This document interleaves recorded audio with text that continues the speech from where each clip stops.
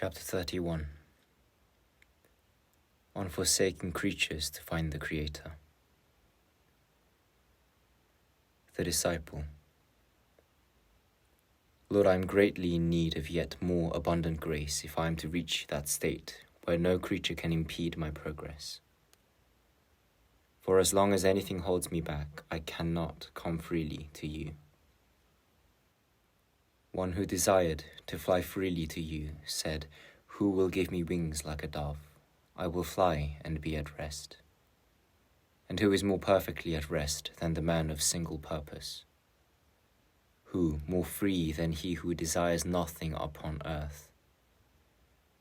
Wrapped in spirit, a man must rise above all created things, and perfectly forsaking himself, see clearly that nothing in creation can compare with the Creator. But unless a man is freed from dependence on creatures, he cannot turn freely to the things of God. This is the reason why there are so few contemplatives, for there are few who can free themselves entirely from transitory things. A soul needs much grace to be raised up and carried beyond itself. Yet, unless a man's soul is raised, set free from all attachment to earthly things, and wholly united to God, neither his knowledge nor his possessions are of any value.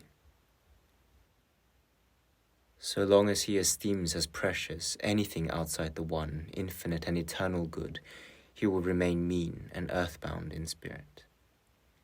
For whatever is not God is nothing, and is to be accounted nothing.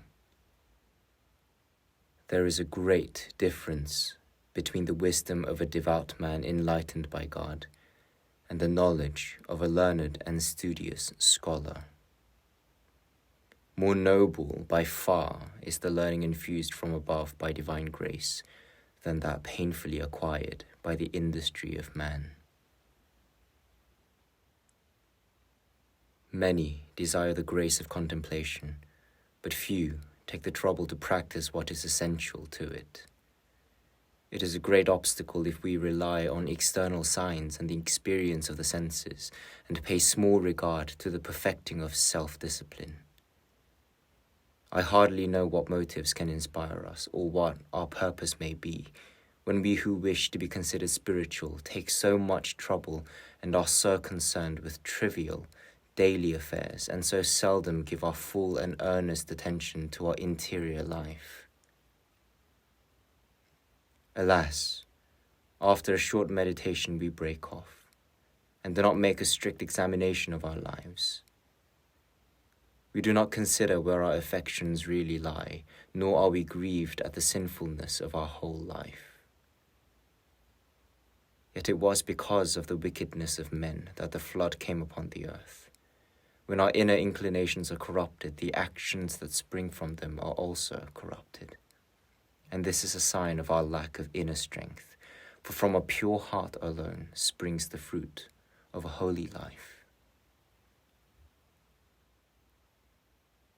A man's achievements are often discussed, but seldom the principles by which he lives. We inquire whether he is brave, handsome, rich, clever, a good writer, a fine singer, or a hard worker, but whether he is humble-minded, patient and gentle, devout and spiritual, is seldom mentioned. Nature regards the outward characteristics of a man. Grace considers his inner disposition.